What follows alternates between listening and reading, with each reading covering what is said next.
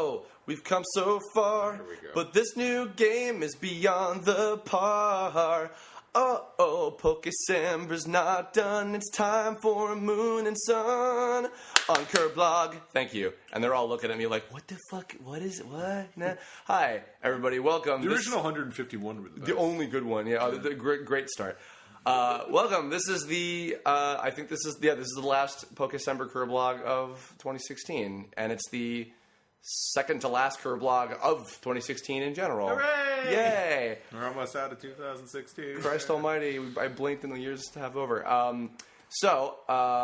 This is coming out the day before Christmas, so to any of you who are listening to this on the day that it comes out, then thank you. Your patronage is not unappreciated.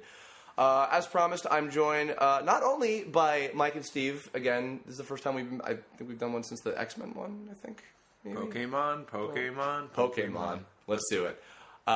Mike is literally playing Sun and Moon right now, and you're fighting a bunch of fucking crab brawlers, because what else would you be doing? I'm shiny chaining for crab brawler. Oh, good luck with that. Your Sneasel's looking at you very judgmentally.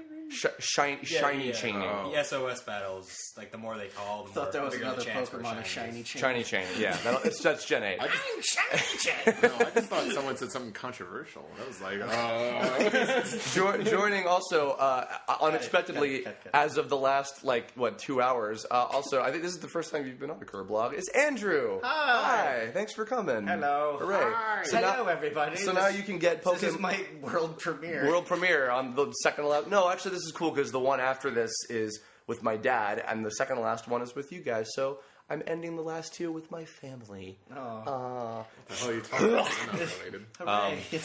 Well, you don't know. You're not actually. my father. But you're my. Okay, I'm not going to go down that road. No we're going to one go saw down my face. Route 1 instead.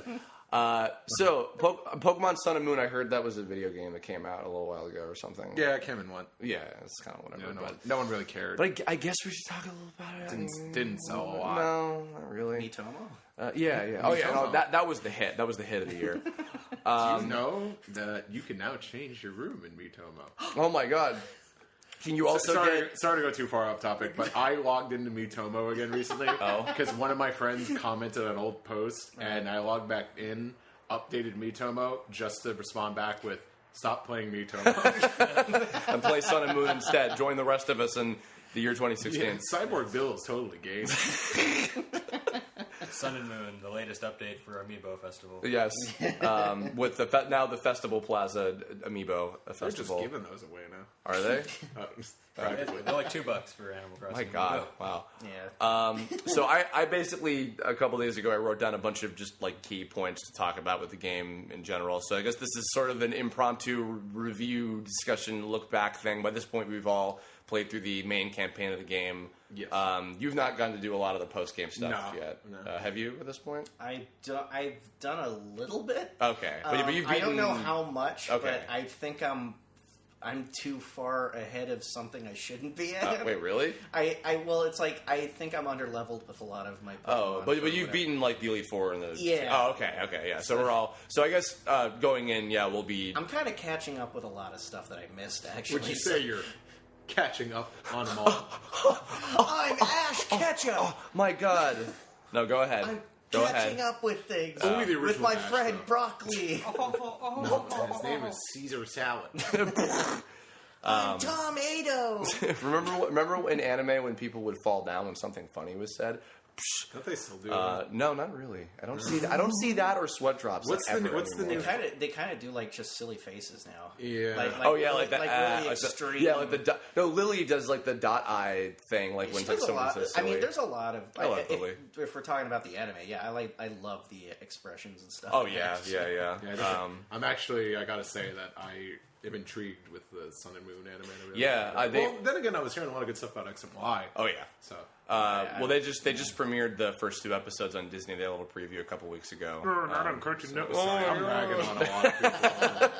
Let's just make fun of every idiot on YouTube ever. What else is new? Let's get you tons of hits. Hooray. So to start off with very basic kind of stuff. The general new layout of this game. This is kind of the most different, vastly different overall kind of in terms of just the progression of the game. the trials, the 4 different islands, lack of gym leaders, totem Pokemon, boss battle kind of thing.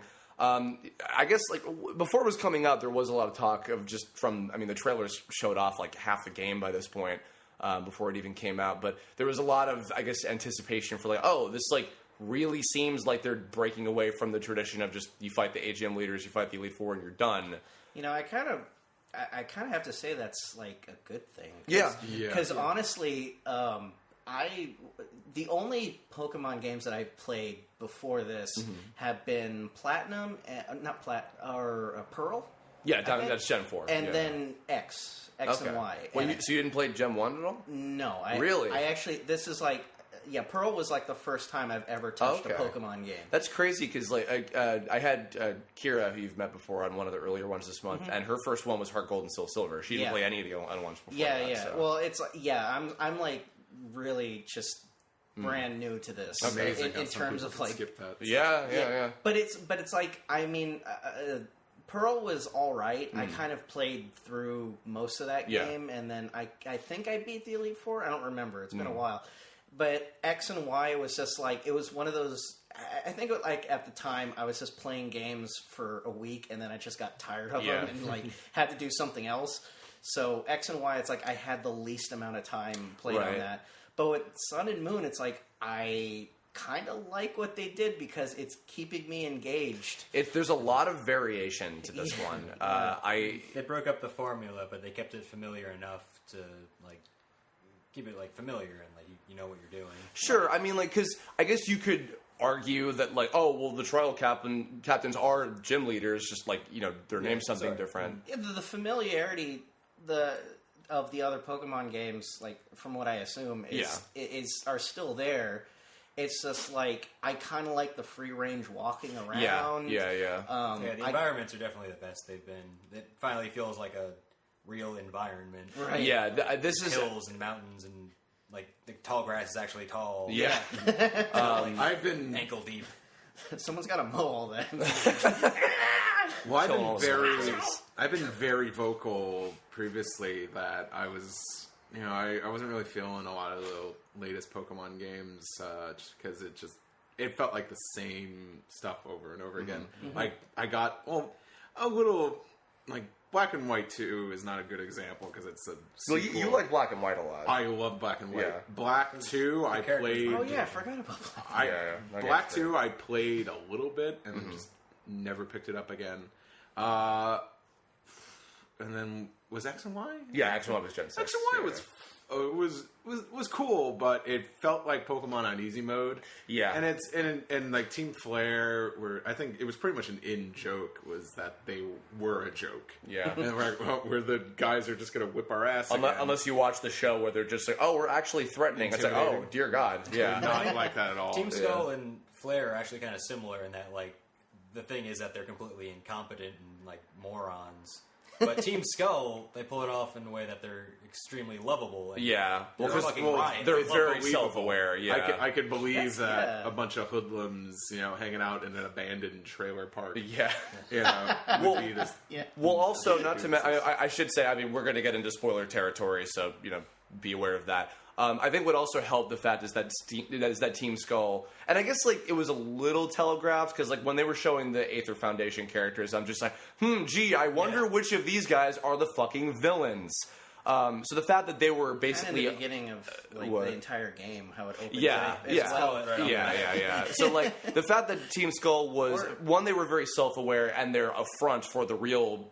Well, bad guy, I guess, when you get down to it. It was just Lucamina. Actually, I think I heard from someone that because of the opening, they thought Lily was the bad guy for a while. I guess. Well, I mean, it's not for it's like the more you play it, and the more you talk to it, it's like nah. Well, before we even get too much into detail on like the actual game, but when Sun and Moon was first being announced, I was a very much a wait and see kind of person. Yeah. And it was a slow progression, but then I started to get really intrigued. It was really hard to like dodge spoilers. I think it was around when like Low Inform started getting announced. That's when my ears started perking.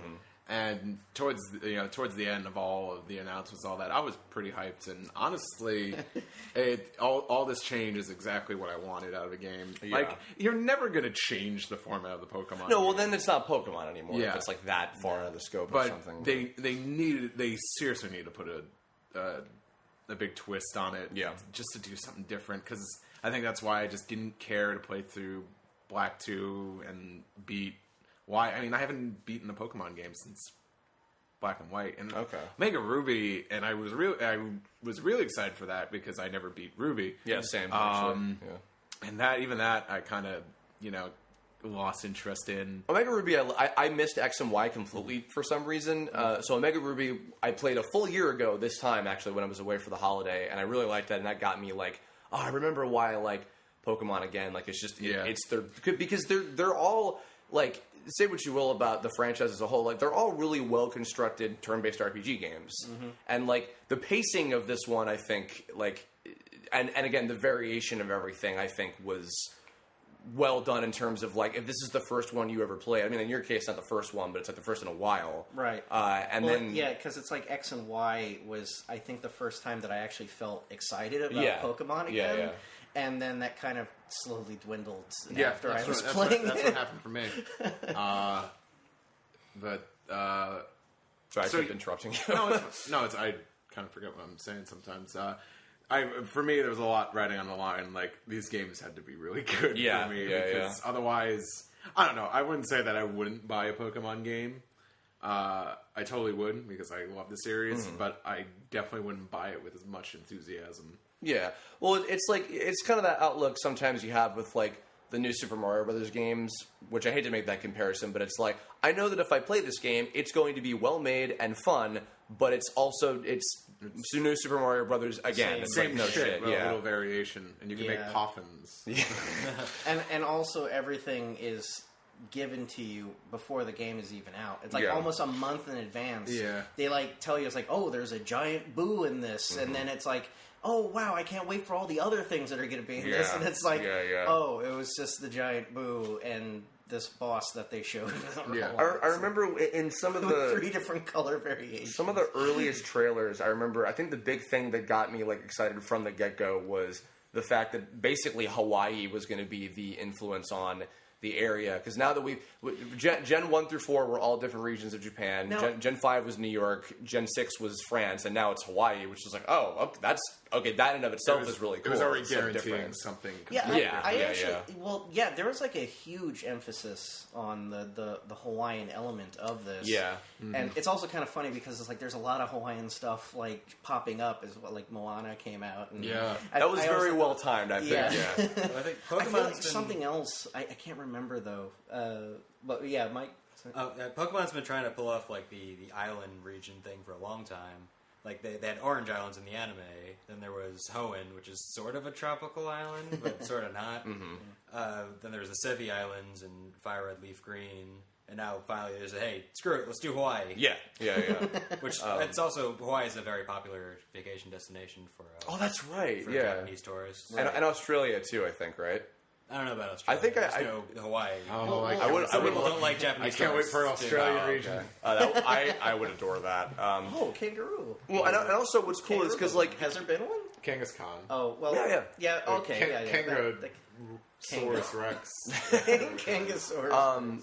Well, no, actually, see, the other thing too is I know that in the past, like Kalos definitely, as far as I was able to see, like there was a fair amount of like French influence. I mean, like the macaron or would you like a moustache? But this one, I think more than any of the previous ones, had a lot of like we're flat out basically telling you this is Pokemon Hawaii, more or less, with a lot of the character names and stuff as well. Yeah, and that's why I asked if there has been such a huge influence in that with the other games. In that, this is very French themed, or this is very. I didn't get that. I honestly didn't get that sense from X and Y. Like here and there's certain characters like, oh yeah, you're foo French.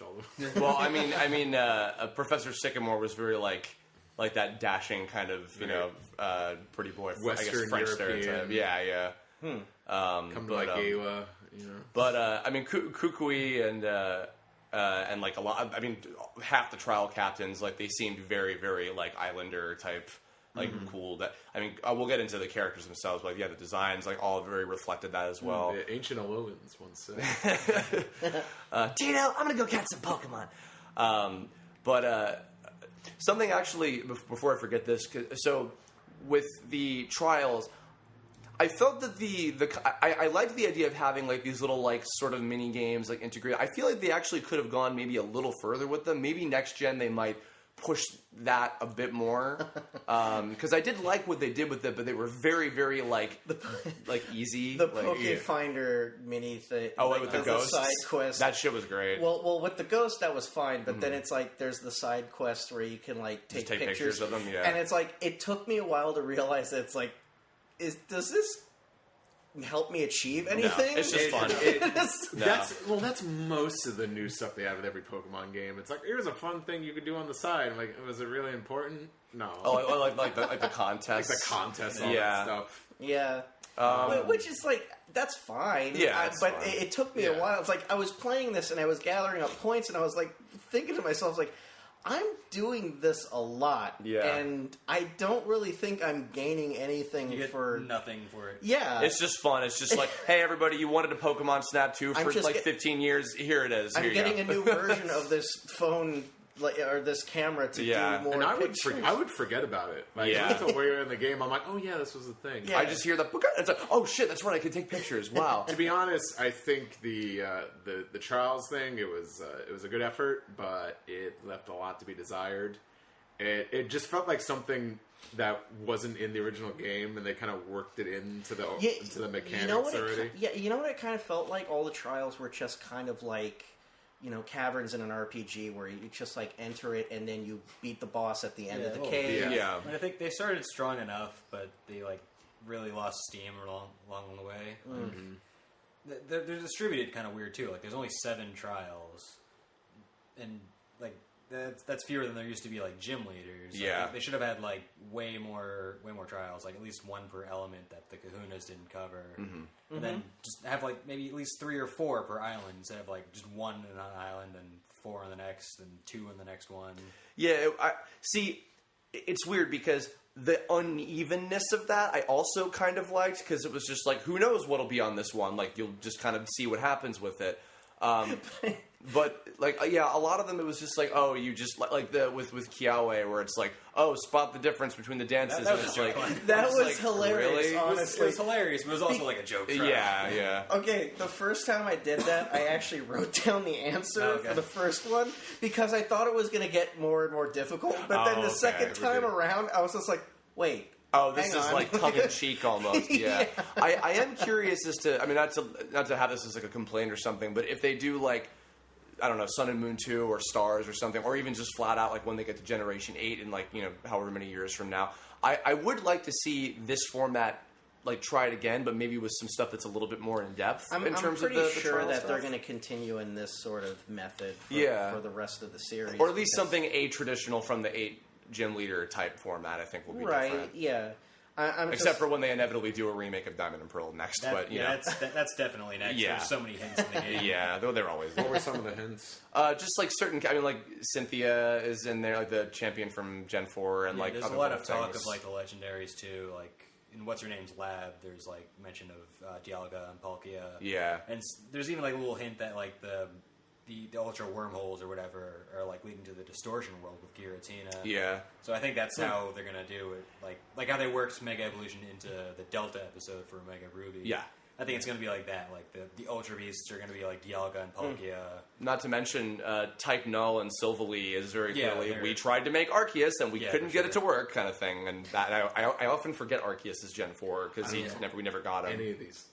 Really? The legendaries from Gen 4. Gen 4 weird Palkia. Arceus is the god. The god one? Yeah, Arceus is the god. No, I just want that just so I can pet it. Gen 4 they went like that's over a good the top. god. Yeah. So you can pet it and be like, humans, get away from me. Palkia, I remember because that's on the cover of the game I bought. Yes. What's the deer? Dialga is the other one. Dialga. Nonetheless, So the point I was getting to. So I did like that. I would love to see like expansions upon that in the future because I think that was a cool idea. The trial battles were cool. What I did find really interesting, I never thought about this until like by the time I was into the thick of the game. Because we'll get into the new Pokemon themselves later. But what I found interesting is that there were a pretty fair amount of Pokemon that seemed like they were specifically designed for this generation to be bosses. Like when I fought Wishy-Washy in the water trial with Lana, and it was specifically the school form was like, this is clearly like this one was made like it was like a boss monster, and of course you can still catch all of them anyway. But the fact that like a lot of them, I mean, not like Raticate, like the Alolan Raticate or whatever for like one of the early trials, but like I thought that was cool that like because you typically just think of the trainers themselves and their full teams, but the fact that they could make a battle against one really strong Pokemon into like this is the challenge of this part. It's like that's kind of cool. Like I like that. May I ask what trial had Eradicate in it? Maybe it's a version. That was a version difference. Yeah. Moon you fight Raticate, and Sun you fight Yungoos. Okay. Gumshoes or whatever the fuck. Yeah, Gumshoos. I hate that thing. That's like my least favorite one. Yeah. Is it for reasons that I won't give credit to on here, or I was tired of it. Design. Okay. I was tired of it 10 minutes into the game because everybody was like, "Oh, you're the new Rattata." Hello. You're the new Bidoof. You're the new Rattata when Rattata is still around. Weirdly, it's a game where Rattata is not as common. No, weirdly, I ended up like keeping Eradicate on my team, and I was like, you're actually pretty good. I tried, and then I kind of just... next... Dark type is kind of just like... Oh, yeah, there were a lot of Dark types. Dark type, I feel like, is that's like... what I was noticing. A lot of the Alolan forms It's are funny. dark. In Japan, Dark type is evil type. Yeah. Really? Yeah. That's why it's all like there's a lot of tricks and stuff. Yeah. Like biting. There's a lot of evil in Alola. Fairy is just fairy in Japanese. Biting is evil type. I still remember when... Scraggy is not evil. I remember when fucking... when like Beckett Collector Magazine was a thing back in the day, and they were like... releasing all that was like pre-internet everything leaking immediately, and they were like, the new metal type and evil type coming in Pocket Monsters too. I remember when they didn't know anything about the Dragon Ball Z Boost Saga, and they referred to Jabora as the Doubler. The Doubler. Those were the days. And they even said, like, we don't know too much what happens here. We all know this magician called the Doubler shows up and turns Piccolo and Krillin into stone. That sounds like a kid's shampoo brand. The Doubler. The Doubler. No tear solution. Next thing I wanted to hit up. This was really good. Just the convenience of this game. Catching Pokemon and them. I mean, I know that they've been having it where like when you catch it, you get experience anyway, which is cool. I'm glad they did that. Yeah, that was the thing. It's like I felt like leveling up was a lot easier in this. Well, X and Y, it seemed like they made that really... Yeah, because they introduced the experience share, which I like, but I wish they also had the old experience share also. Because sometimes I don't want to level up the whole party. I just want to level up one guy. Yeah. Yeah, but it's like I kind of like the fact that leveling up is a lot better and that it's not as grindy. Yeah, I know. Because that was probably one of my biggest problems with some of the older games. Absolutely. Playing it was just like, okay, especially I found the one that I early want ones. to level up, and now it's like taking a while. And this one, it's like it's super simple and easy, and it makes it a lot more fun. To be honest. all my team were pretty much the same level. Yeah, the entire game. Yeah. Something I often or they caught up to a certain point. I say this a lot about all of the Mario RPG games, and I get not so much Paper Mario anymore, but like the older Paper Mario's, Legend of the Seven Stars, and a lot of the Mario and Luigi games. What I love about the design of those, this is relevant, is that everything is welcome to the Mario Kirblog.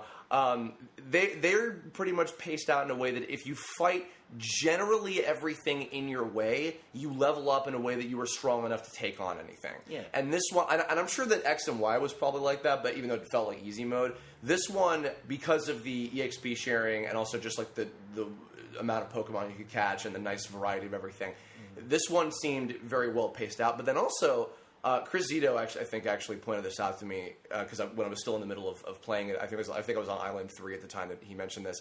It starts a little bit like, okay, this seems kind of easy, and then the difficulty curve is just like, nope, you better be fucking ready, or all of these characters are gonna fuck you up immediately.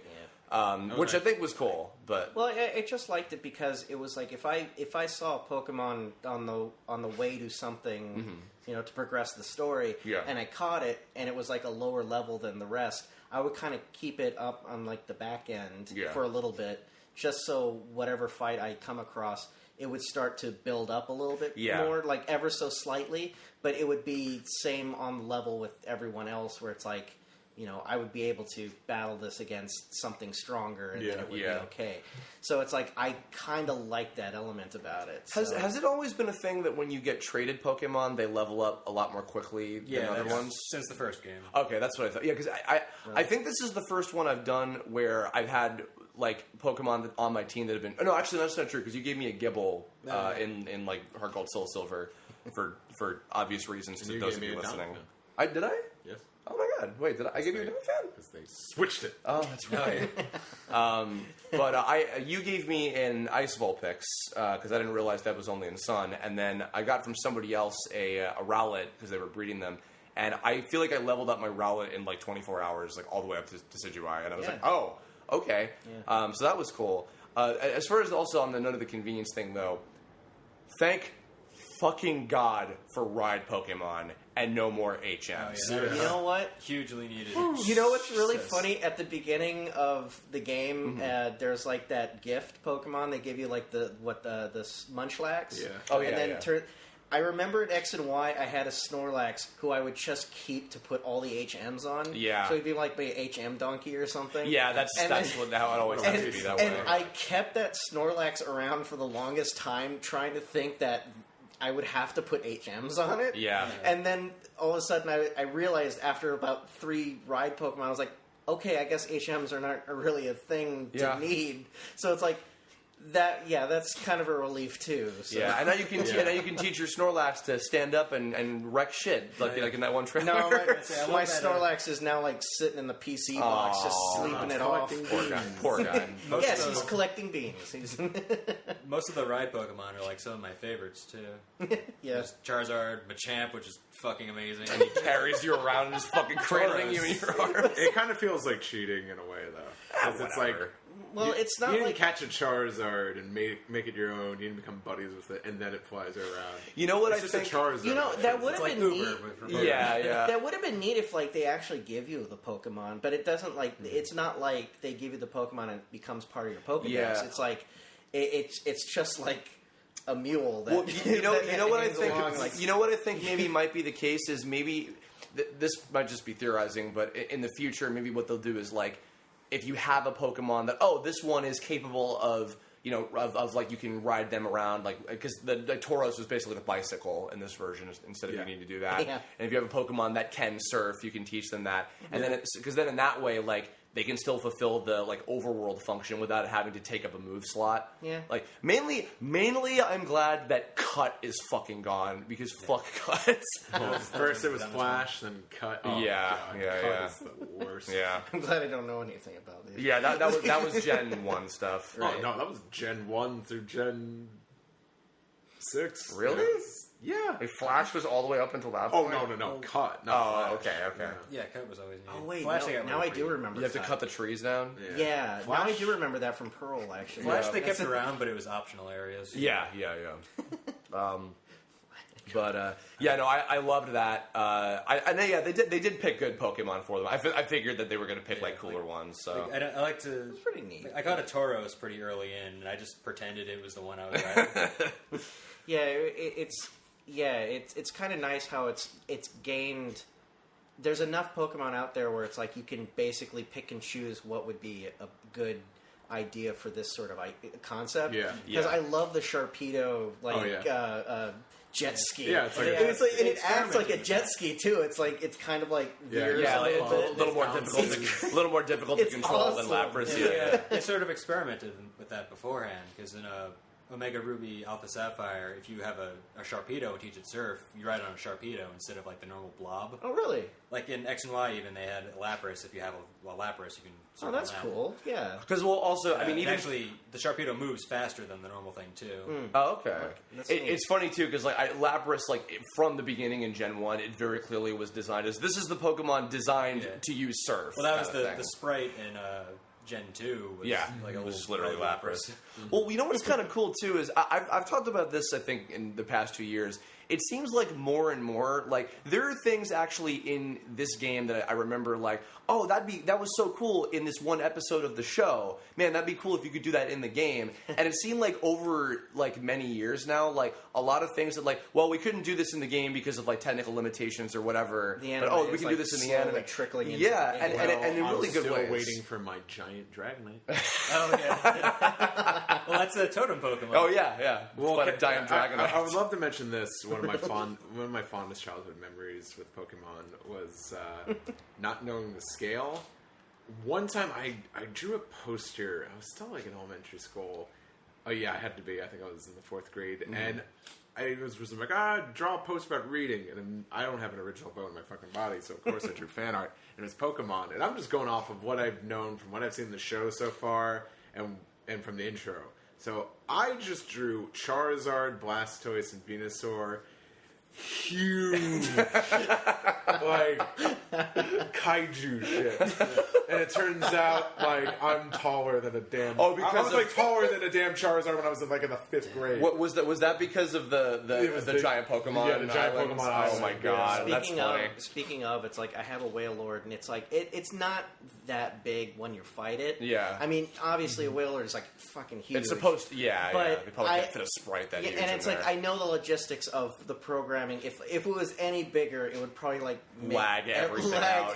Especially if you're fighting like 4 people at a time. It's like the 2 against 2 sort of thing. One of the things I'm disappointed because that does lag when that happens. They took out the scale thing from Pokedex, which I think was introduced in Ruby and Sapphire. Yeah. I missed that. I really. I missed that too. That was kind of neat. How they didn't they also have like footprints, or do they still have that in this one? I have not been paying attention much to my Pokedex at all. No. I just like collect things and then name it, and then I forget the real name that they have. The Pokedex is a bit like off in this one. Like, there's no national dex, which is weird.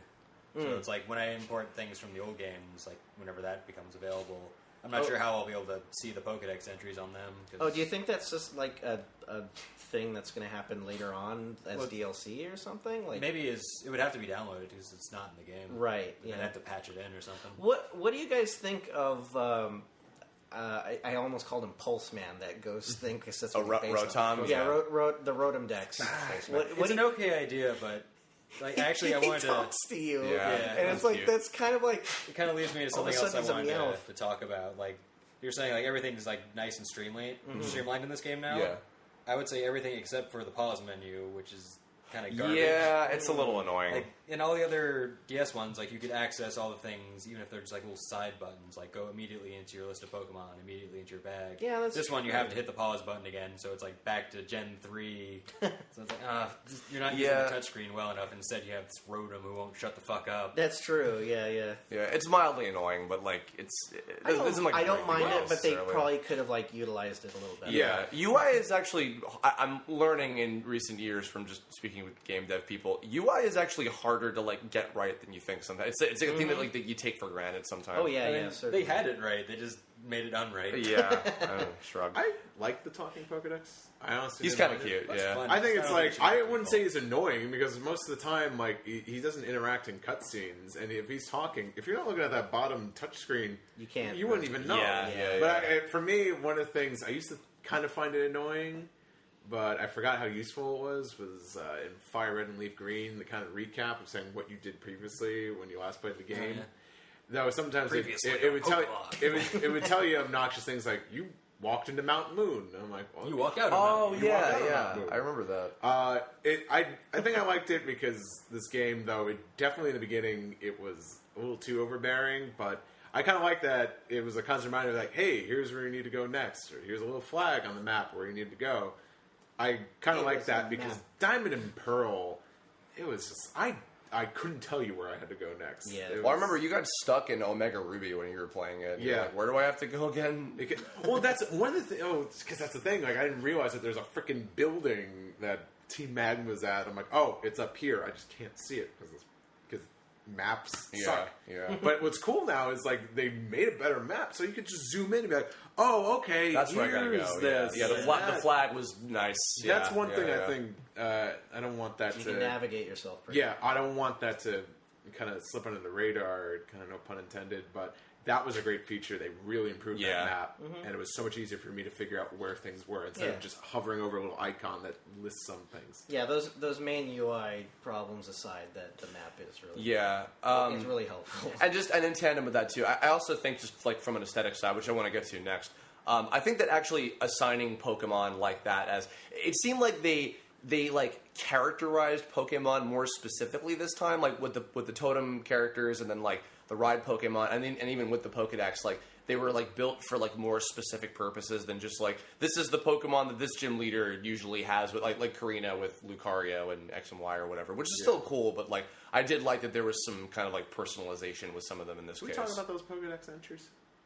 How fucking scary some of them are. Yeah, I get the feeling that they did that on purpose because YouTube and people are like, oh, here's the top 10 weird Pokedex entries. Here's my live reaction. Now, like every fucking Pokedex entry is like weird and dark. I mean, to be fair, there have been, even in the first gen, there have been some like Parasect and some of that stuff. That's what I'm saying. Like those are the ones everyone always reacted to, and like they become sort of memes themselves. So I think they played it up on purpose. Yeah, maybe a little bit. Because like every other Pokedex entry is like, this thing sucks blood until it falls down and dies. That's literally Golbat's entry. That was Golbat's in Gen 1, though, to be fair. If you feel the Grim Reaper's cold touch running down your neck, that's a Gengar. Don't run. Or like, no, Joe, you love, to be fair, you love Drifblim for that, though. Yeah, that's... you're part of the problem. That one, he's based on like a yokai that does that. Yeah.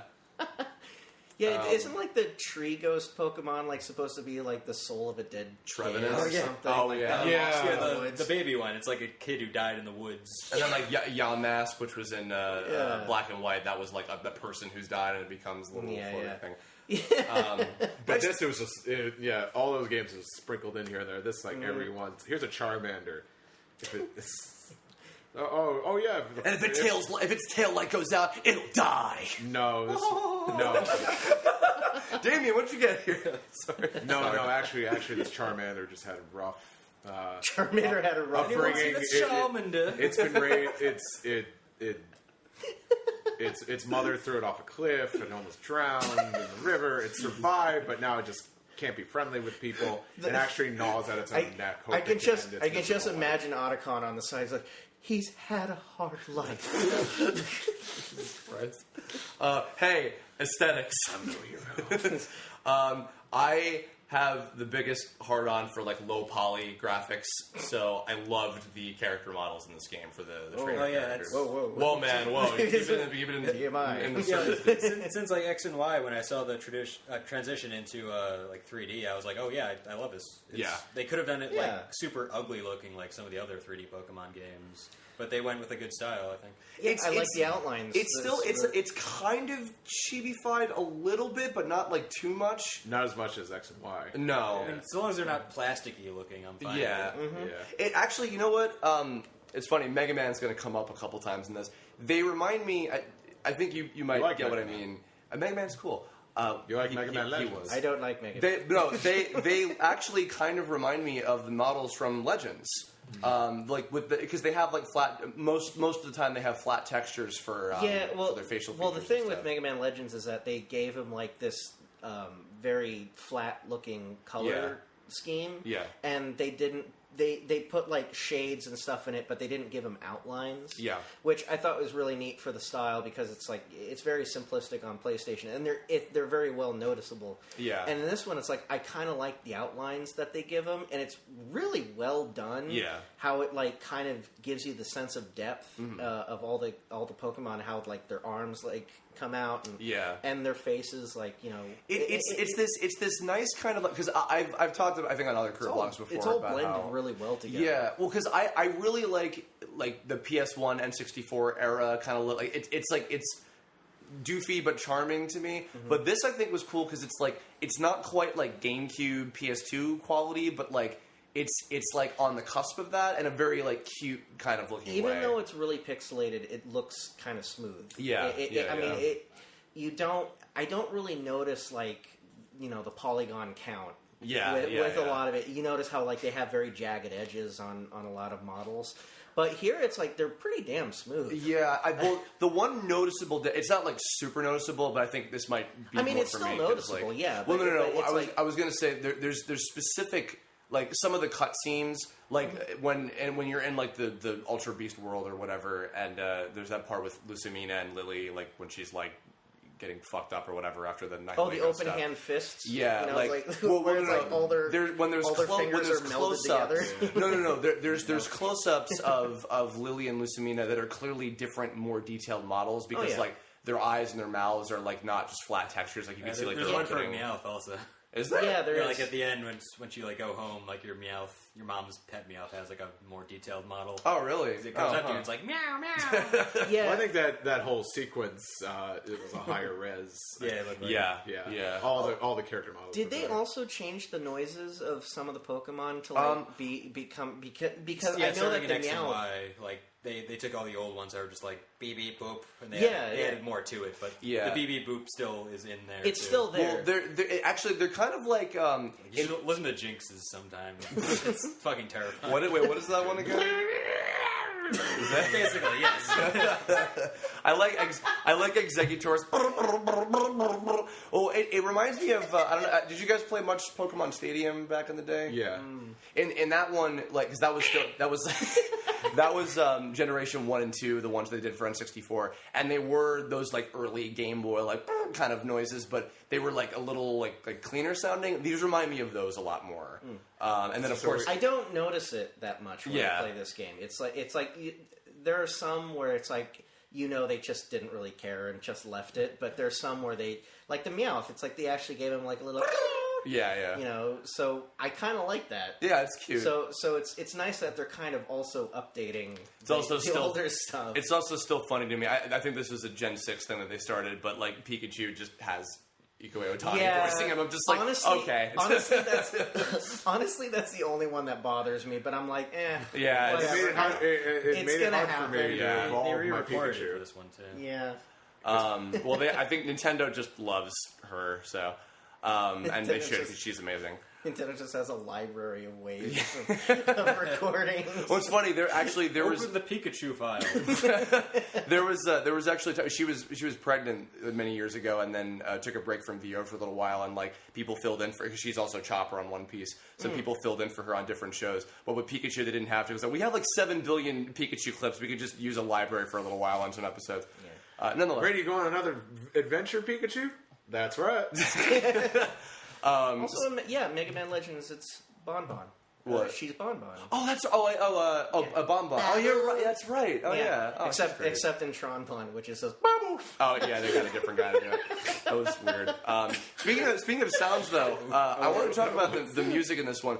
Again,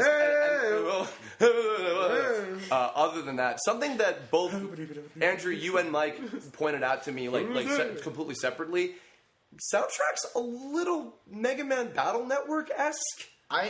Well, for me, it was like kind of all over the map. For a lot of things, it kind of reminded me of Mega Man Battle Network. Mm-hmm. Some reminded me of Legends. Yeah. And there's one song, and I think it's like the Pony Island track, where it just completely sounds like Kingdom Hearts to me. Oh, huh. And like while I'm listening to it, I'm just like, it really does sound like I'm in the Lion King realm here. Yeah.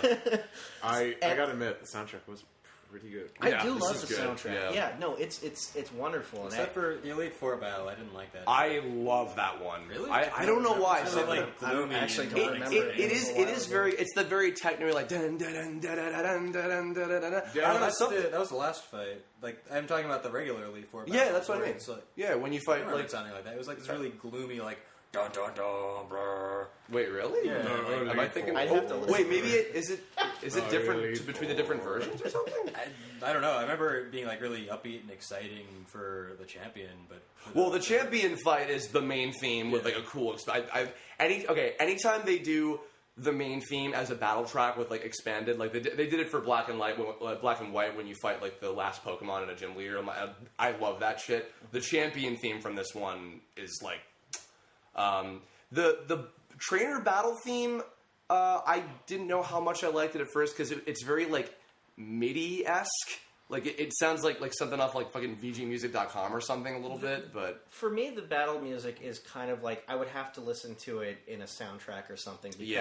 Because sometimes those just come and go for me. Yeah. Because sometimes I'll go through a battle like that because I know the weaknesses of Yeah. But, the main music of the overworlds and everything is like, I can know off the top of my head because I listen to them over and over again. So I'd have to, like, listen to the battles again. But I do know that I did like one of them, and I can't remember what battle it was for. I feel like it was probably one of the random trainer battles or something. Okay. Or Team Skull's... Oh, Team Skull's great. Yeah. Oh, Team Skull. Oh, motherfucker. Yeah, we ain't talking enough about Team Skull. Well, we'll get to... We're going to get to that actual character soon, but... Character talk. Well, I want to say, so we're still on the subject of aesthetics. You were talking about like this feeling like an environment. There's little things with, and this isn't just about the visuals, but like this game to me and I don't know if X and Y had a lot of this as much, but this feels like the most like living, breathing Pokemon world of any of the games I've played. Like there's just a lot of little subtle things with like each of the towns and some of the like the routes and stuff. I would say, and I don't know if they did it in other ones, but it's like when you're walking around in an area with like tall grass, you kind of hear the noises of the Pokemon on the side, which I thought was really neat. That was a nice touch. And I was like, it made me think, it's like, oh, hey, there's this thing. I want to know what noise that is from, and you start going around the grass and you hear it, and it's like that's really, it makes it more engaging. It makes it feel like there's more in an environment. Another way it was engaging, I don't know if this falls under the aesthetics or story, I don't know if it's appropriate to talk about now, but the whole Alola region felt like a small business. Yes. Because, they're starting their very own Pokemon League. It feels like you're helping somebody out on their, like... It does. On their Patreon or you're even Starter. You're even helping their trainers, which is you're, like, supposed to be your rival, but it doesn't really feel like a rival. It's like your best friend, and you get a girlfriend, too. I mean, practically, for Christ's sake. Well, actually, that is a good transition, because story was next. So, story of this one, overall, for me, not quite... Black and White, I don't think, has been topped just yet in terms of, like, overall story, but... I don't know much about story. Black and White had a really solid story because of the characters they used. But even though the story of this one wasn't, like, super in-depth, I really, really liked all of the new characters in this one a lot. I will say this. Black and White had a good story. I don't think their characters were as good as this game. And in Getsis, I think we're good. But besides them. I was really happy about the character. I mean, the looks of the characters. Yeah. The ones that I saw before playing the game, I was already like, I was all for it. Oh, yeah, me too. And then I saw more new characters, and I like the variety of them. I like the overall style just seems like very simplistic. Yeah. But it's like... detailed in its simplicity. I mean, the way I look at it is that the way they made these characters was that they kind of gave them this overall shape and theme to them, and then they kind of worked with that, and they made like characters like Hapu. The water girl, she's ground. I the think, little right? ground, with the purple hat, and she has like the purple hat. It was like, I love that character design, by the way, because she's just like. She looks like an old lady in like a little girl's outfit. It's like my favorite, hands down, is Acerola. She's so fucking cute. I love Acerola. She's so cute, and it's like all of the important characters I think had great designs. Yeah, I think most of the trainers, like the random NPCs, had like real stinker designs. Yeah, they were very bland. They were very bland. I agree as well. I hate the gentleman. He looks like such a creep. Which one's the gentleman? The guy who's always like, You can't see what I'm doing on this. The Hawaiian shirt guy? Yeah, he just leans back and gives you that looks like a sly guy. look. He looks like a guy from an '80s detective, Miami Vice. Yeah. You know, it's like He looks like Ben 10's grandpa. You're right. Yeah, he does. Yeah. I do like the ace trainers or like cool trainer guys. They usually always get pretty cool outfits, and I love. Only for their victory pose, I love the fucking tourist trainers because when you beat them, they take selfies. They take a selfie. And also the fact that all of their Pokemon are ones that have Alola equivalents, and you fight the Kanto versions of them. I'm like, all right, that's kind of clever. I like that. I both like and hate the hiker design. In that, where he's the guy with that has like a hiker's outfit, and he has like leaves all over him, like he's been stuck. He looks like bruh. Well, that's the funniest thing is when you're doing that. He looks like a surfer. The volcano trial. He shows up. I forget the name of the characters. Yeah, he starts to become a character himself. Is he Kyoei's boyfriend? I saw a small meme. I think I didn't get too far, but some people changed their avatars and stuff on Twitter, and they just added in. Also, no, Sophocles is his boyfriend. Thank you. He might as well have been another character in the game, you know. Also, speaking of the hiker dude, like in one town, I think it's wherever the Rock Kahuna lives. There's one of those hikers outside the Pokemon Center who sells herbs. He's like, hey, I just picked these fresh herbs. Oh yeah? Can I get some of that shit? But honestly, I think the blandness of the NPCs and the other trainers kind of helps the design accentuate of the trainers. Then in contrast, like X and Y had like fantastic trainer designs. I do like the designs of the what is it? The Galaxy or not the Dimensional Place? Aether Foundation. They're neat. Yeah, they look pretty cool. Oh, with the white outfits? Mm-hmm. Yeah. Well, the Team Skull grunts, we were joking last time we hung out. I'm like, these characters were fucking designed to make you want to cosplay them, even if you've never cosplayed before. What's really great, what I love about the punk girl and boy NPCs is that they're basically Team Skull before they go into Team like Skull. Off Duty or whatever. I thought someone was coming to play like their dog was gonna be like, everyone keeps thinking I'm part of Team Skull and I'm not.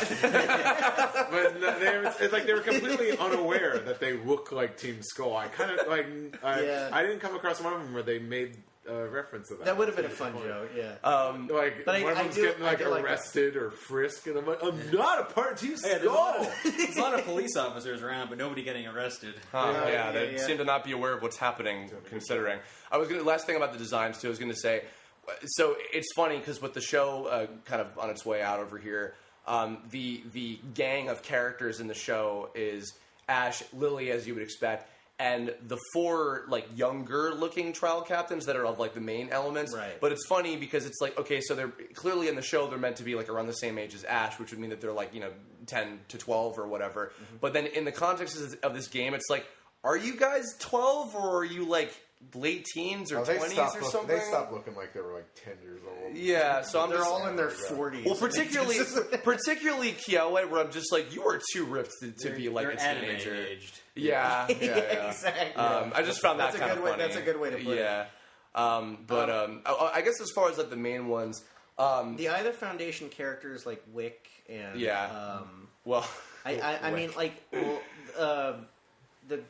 one with the goggles, the green one. Faba. Yeah. Faba, yeah. Who's Dr. Venture?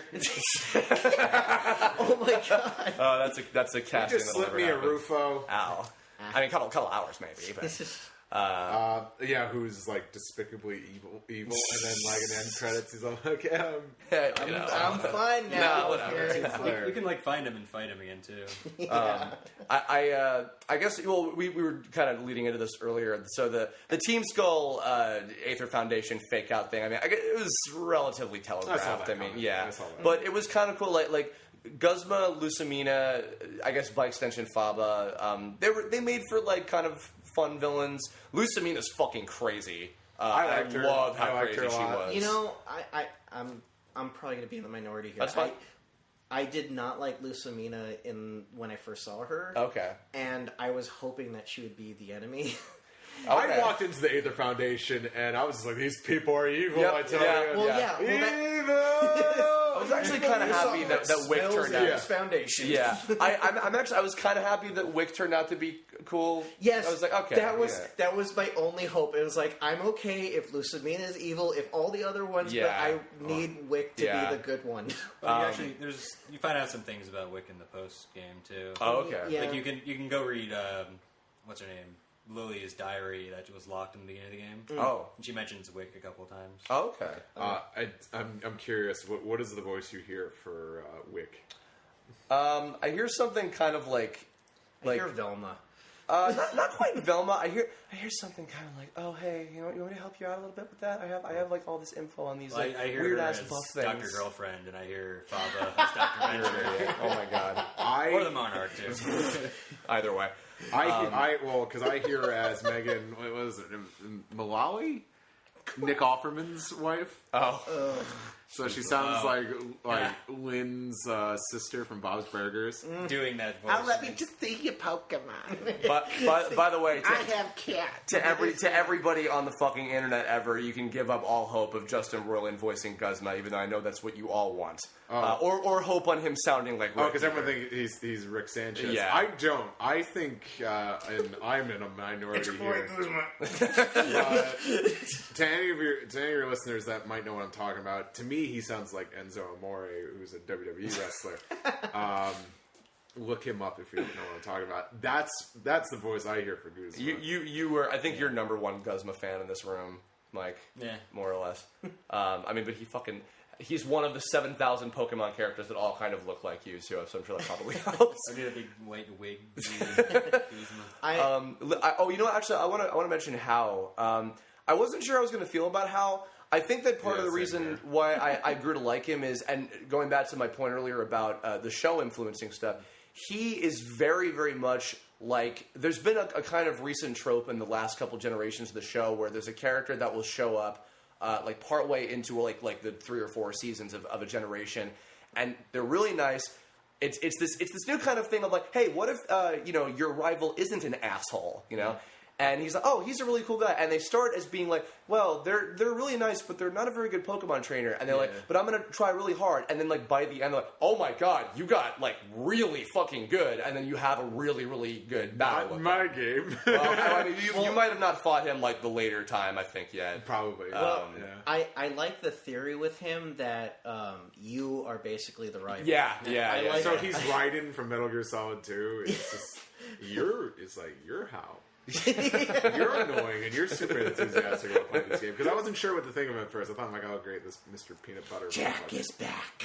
This Mr. Peanut Butter motherfucker. He's fun though. No, he's pure. He's very pure. He's not like who's the rival from Diamond and Pearl? Barry. Barry. Yeah, he's less obnoxious than Barry. No offense, Jamie. Love you. He was. I never really saw him in the show, but in the game, he was like a twat. Yeah. But no, Hao is very pure, and he kind of becomes more likable. Like, I want to go and get like a samosa, or whatever the hell they're called. Malasada. Yeah. Basically, it's a donut. Yeah. That's what he's like the over-enthusiastic friend that you kind of make fun of, like right in front of him, but he's just like, oh, guys. But you want him because you need someone that's always like pure and positive. Yeah, because it's like, that's a cynical ass. That's the shining moment in your life. It's like, man, I'm glad there's people like him. Yeah, exactly. And that's the kind of character he turned out to be. I wound up liking him, and I like his design too. It's very like he looks Polynesian. He's got like interesting like hairdo. He's gonna grow up to be The Rock. It's funny because exactly. he looks a lot like the character that I think probably inspired him, which is there's a guy in the X and Y anime called Sawyer who has the same like skin tone and the green hair, and he's that same kind of thing where he's like, oh, I'm a nice guy and I'm studious and fun, and then by the end, and then he has that big fucking amazing battle with Ash with like subtitle. I'm like, oh my god, Lily. Lily, I feel like, I hate this term, but it kind of implies here. I feel like Lily is really cute and fun, and I didn't mind her, but I feel like she was super designed to be like a waifu kind of character in the context of the story. I felt that too. Especially but do we like her because we're guys? Like, it's not just guys. Yeah, that's true. It's like, because my trainer is actually a girl, and it's like, I was just waiting for them to hold hands at that one point in the end of it, and I was just like, "Come on, just do that." Yeah. Well, I mean, the scene with them, the scene with them in the Executor. Confess your love. The scene when they're at the Executor island and there's the rain. I'm just like, Jake, fuck already. That is shoujo to the core. Of that scene. It's raining. Oh, I love the rainbow. She actually, I was going to mention this in the aesthetics part, but it applies to her. I really liked the kind of subtle, like, cutesy sort of character animations with the models in this too, and because she, like, with a lot of her like head shakes and like grumpiness and like I love her pout. Her pout is adorable. There are a lot of moments because they have like these blank stares. Your character has like I love it. Yes, just on a side note, I just love it when like things are going down. Yeah, and you're just like everyone has like this expression of shock, and then it cuts to you, and you're just like. I can't. You look like Mowgli getting hypnotized. I got to avoid some of that because I bought the sunglasses. And so you're fucking Char Aznavour in your game. It just looks like Weekend at Bernie's shit. It looks like you're dead. But with Lily, it's like sometimes, and I don't know if it's because of the way they cut her bangs or something. Yeah. But sometimes she kind of looked like cross-eyed, like where it's like her eyes were like a little bit too far apart. This is my special from the friend Lily. And it's like I couldn't. Every time I saw that, I just couldn't help but laugh. But I just she's too pure. I couldn't help but find her cute. You know, with disregard the fact that I think they're all 12. They're anime aged. Yeah, but it's a new thing. Well, also, I think funny. She's hot. Whoa, buddy, it's okay. She's anime age. Oh, go ahead. No, I just top comment. Sorry.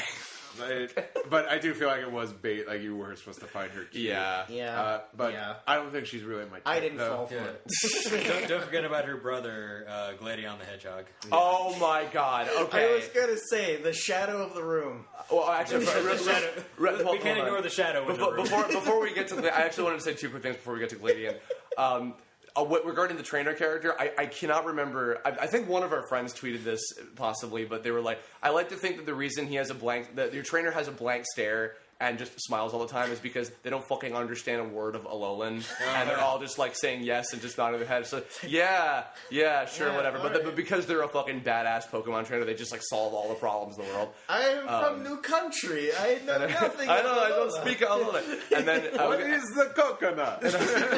And then on Lily, I was gonna say on the last bit about her. I can tell that the animation staff on the show is having like way too much fun with her because she is so like all the time with all of her like movements and shit. So I think she'll be a fun mainstay for a while. Yeah, it's kind of like a different approach on the character because in the game she's kind of more like her subtlety, like, oh my, this is scary. Oh. Yeah. So Nebby, get back in that bag. Oh, actually, should we maybe get back in the bag? Should we knock it off? Well, Nebbies are weak against water. I know that. Nebbies are weak against duffel bags. Everything. I know that. Should we mention? I mean, Nebby was a character, really. I mean, pretty much. Nebby was fun. Also, Nebby was basically the dog that kept running away. Yeah, it was like, oh, Nebby, get back here. I will say, actually, okay. I think because of Nebby, I think this is the first game I played in a long time where I specifically kept the main legendary on my team, because usually in all the past ones I've never kept like Groudon or like they didn't have a personality before. Yeah, but like I remember, and actually it was perfect because I was playing Moon and it's Lunala in that version. Yeah, and I was like, oh, and so I was like, oh, you want to give it a nickname? And I was like, Lunebby, yay! And then because you were talking before, Steve, about you don't like to have legendaries because it kind of feels like it's cheating a little bit. I don't like the cheating is a rough term, but to me it feels like. I think if you're doing like a Nuzlocke run, go for it. Yeah. If not, I kind of feel like, well, you went. Well, it's weird because Nebby did feel like it was along for the ride. Yeah, but I'm like, I don't want to add a legendary because I feel like that wasn't something I raised to be like a freaking killing machine. Yeah. I have a legendary as a main right now just because it's like the backup plan. Which one is it? It's the Lunala one. The okay, yeah. But you got Sun.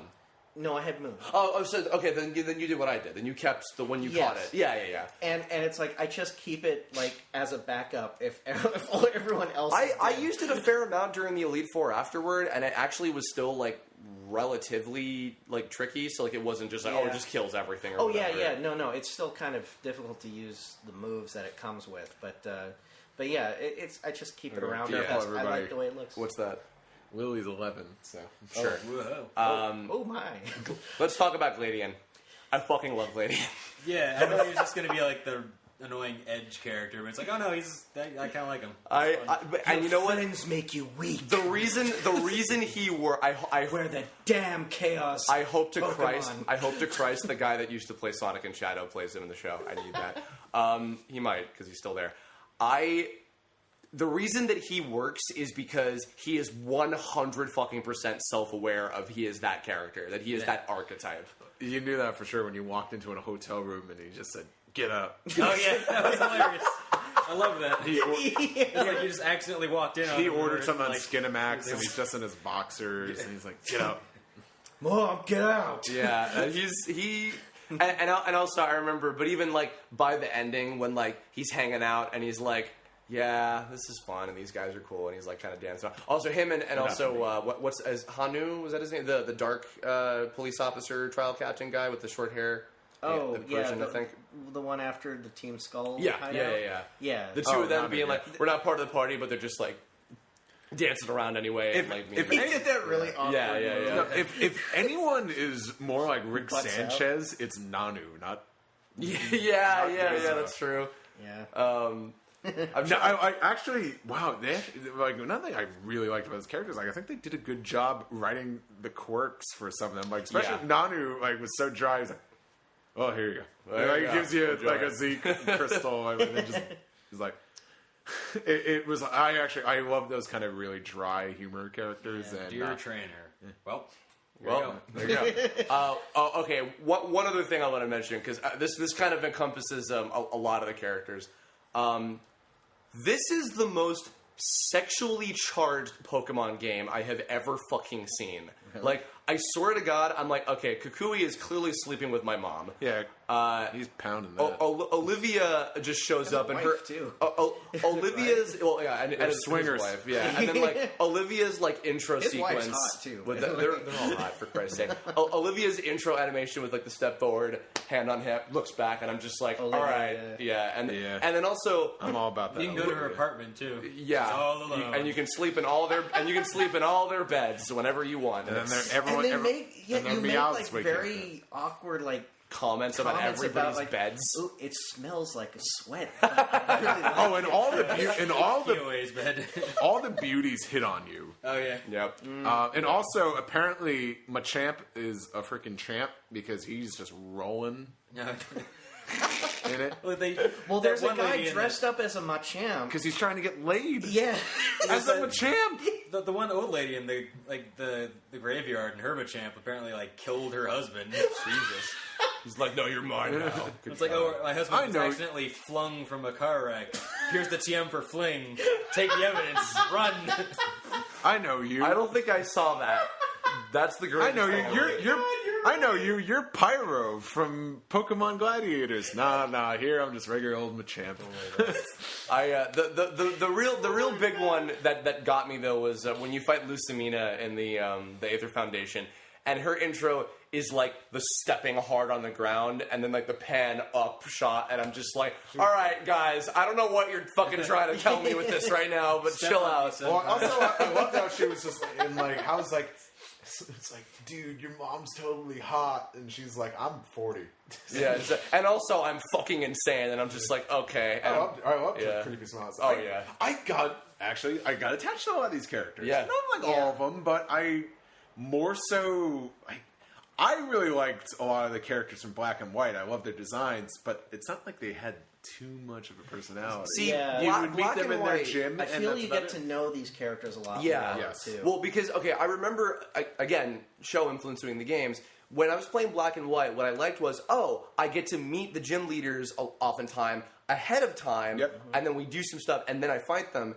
And then X and Y, and then they've been doing that in the show for like ages and ages. And X and Y, like, I mean, they had a whole like long arc with Karina in the X and Y series where like you really get to know her as a character. And in this game, they really did a good job of that because like actually also in Black and White, what was cool was having Sharon and Bianca like basically be traveling with you practically throughout the whole game. Yeah, it's and in this case, you have Lily and Hal with you a lot, but you also have like Hapu and like Acerola and all these guys. It's like, let's hang out. They show up quite a bit and start doing like little side things with them. And the other thing, even after you beat their trials, like they'll show up again later on.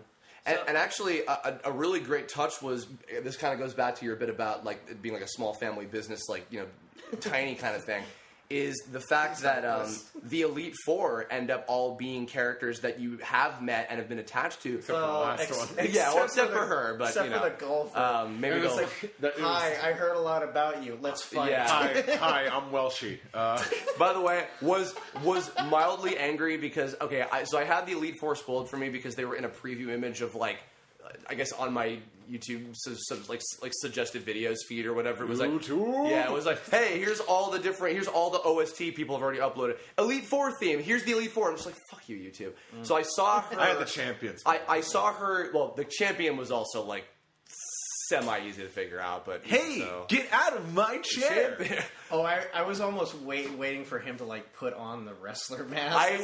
Kind of wish he did. Yeah, me too. Especially because he goes away like to give you time to get up. Oh, and it was me the whole time. Yeah. Oh, and there's a lot of subtle wrestling references in this game, I must add. You know, Incineroar being one of them, but also Kukui as the wrestler. He says. No, not as a wrestler. He was just himself, and I think he said someone in Team Skull was like, to be the man, you got to beat the man. Woo! Hats off to that Nintendo of America writing staff for tossing that one in. I was just going to say about the flying type girl. I saw her out of the corner of my eye in that preview image when I was telling that before, and I thought, oh my god, is one of the Elite Four an Ice type trainer? And it's like, no, we just put the ICMZ thing in like a fucking cave somewhere. There's no Ice Trail Captain. I'm like, fucking. That wasn't even really a victory road. No, well, I mean, somewhat, but not. Honestly, that little canyon you went through, I think that was like victory road. Yeah, more so. Yeah. I mean, because leading up to the Elite Four, you just fight all the other important characters before you go up there. I guess leading into the next thing, you know what? Actually, I'm gonna save the bit about opinions on the new Pokemon themselves for last. Let's actually talk about, because we've been talking about the Elite Four a lot. Post game content. I know you haven't gotten to do a whole lot of it, but so all I have done so far is the Ultra Beast stuff. That stuff I haven't done. Okay, I know about the Ultra Beast. Yeah, the Ultra Beast catching stuff. Mike got a Buzzwole. Yeah, well, you have to get all of them at some point, or most of them. And then I tried a little bit of the Battle Tree last night. Do you have to catch them or something? They're part of missions. Like, basically, like, you have to... Well, you know what? Actually, here's the thing. And, Mike, this will probably be where you come in. So, okay, first of all, now, because, again, we've been into spoiler territory. Oh, okay. I should have. No, I said that at the beginning. It's okay. So, I was... I don't know how many people thought this. I'm sure probably a fair amount that you were joking about the fucking... like theory videos or whatever. I was so fucking sure that the new, like, plot-centric characters, like all the Aether Foundation, the Team Skull guys and all them, I thought that they were the Ultra Beasts. They look just like them. Yeah, because Lily looks like Nihilego, Lucamina looks like Furmosa or whatever. I thought that there was good comparisons between the designs. They're like almost all of them have. Fucking Xurkitree looks like Guzma with like the color scheme and like the spikes and everything. Yeah. I thought that like I could see how that. Yeah. Yeah, and because I thought there's been stuff I think like I forget where exactly, but there's been things about in ancient times like Pokemon and people like walked side by side as like equal, type of things or whatever. This is the new evolution of humans. Well, because I thought that maybe the Ultra Beasts were like, they had like the ability to like transform into some kind of human form or something like that as a disguise or whatever. I had no idea. They're pretenders. Yeah, there was a part of me that was like kind of like, maybe just because I was making up something cooler in my head that wasn't attainable, but I was like, I'm kind of bummed out that wasn't what it was. But now I like the theory that they're the 7 deadly sins. I mean, it's like theme wise, I think that they probably are. I don't think that you're wrong about that to begin with. There probably needs to be a little bit more observation for it. Yeah. But I think you can in some way. I've seen more subtle and obscure ways to compare something to the 7 Deadly Sins in anime in general.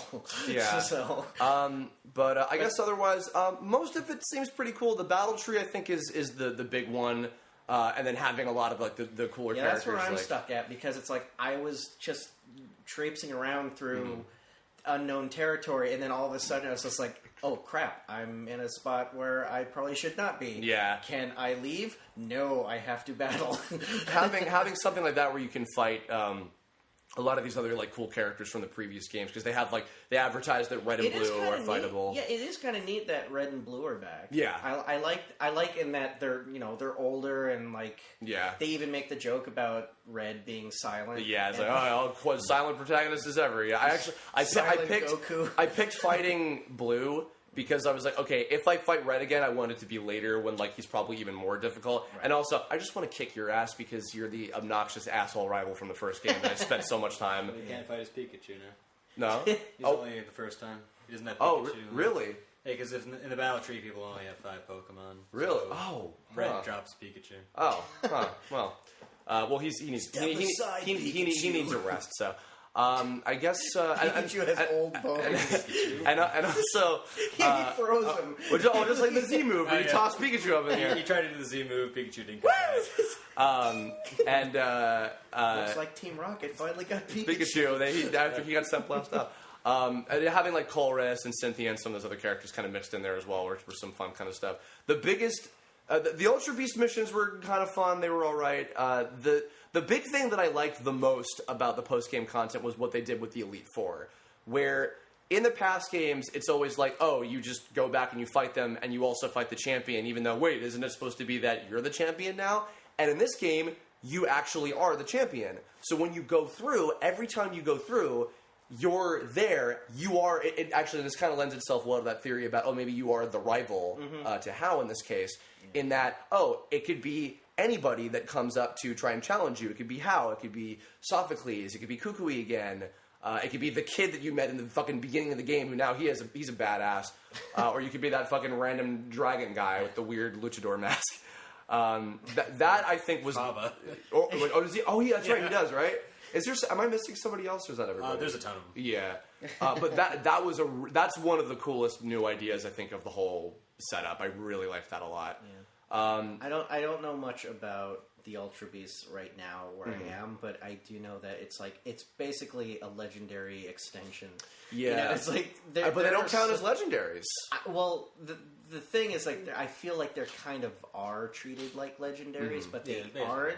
They don't have the restrictions, though. Like, you could take them to the battle tree. Oh, really? Yeah, that's what I mean. Oh, okay. You know, I'll say this about the Ultra Beast. This kind of ties back on the story thing too. It's like there's nothing in the rule book that says you can't use Ultra Beasts. It's like Air Bud. So something that I think, Mike, you pointed out is the fact. So Necrozma, which is the last of them, is not identified as one, and you can just get him in a normal mission, like he's in something somewhere. And that was the case with Zygarde in the last generation. And Zygarde wasn't like utilized for anything important until like the last year of the Generation 6 stuff.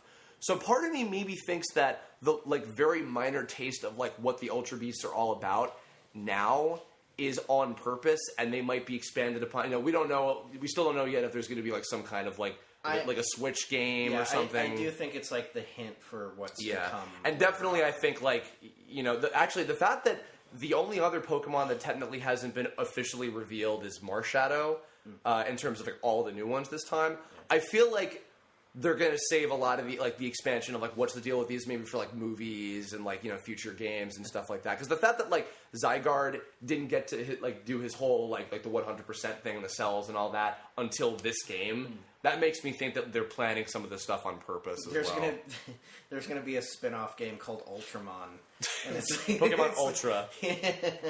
I guess last thing to go over is maybe more of the fun one. Let's talk about some of our favorite new Pokemon from this generation, because there's a lot of really, really fun ones this time. We try to remember their names. Yeah, that's the thing. It's like I gave mine all names. But so you know it's what? like I just name. Well, pull up go by the names that I gave them. Pull up the. No, actually, it's funny. I keep calling my Lycanroc by its nickname. Lycanroc. Oh, Lycanroc. My Magna. What is the Magnemite? I always want to call it Magnemite. Magnezone. Magnezone. Yeah, I called them Sparkles, and I just keep calling that one. I think was that in Diamond and Pearl. You introduced that one. Which one? Magnezone. Oh yeah. Yeah, that's what I thought.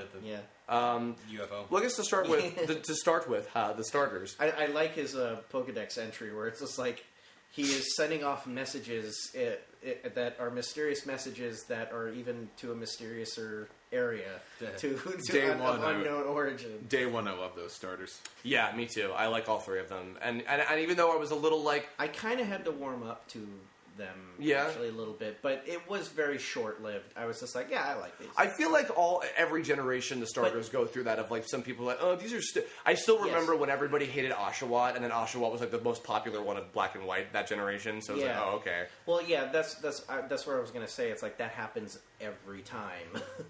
So, but I started off with Popplio, and I really liked the I just liked the evolutions to Popplio. Yeah. And that's kind of why I picked her.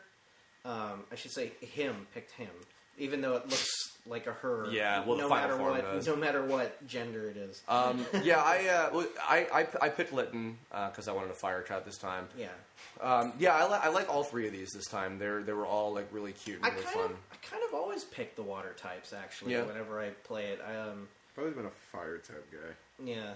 I don't know why. But you said you kind of wish you got Rowlet this time, I think, right? I did pick Rowlet. Oh, you did? Oh, no, you said that, right? Yeah, I used Litten, and I'm not really a fan of the last form.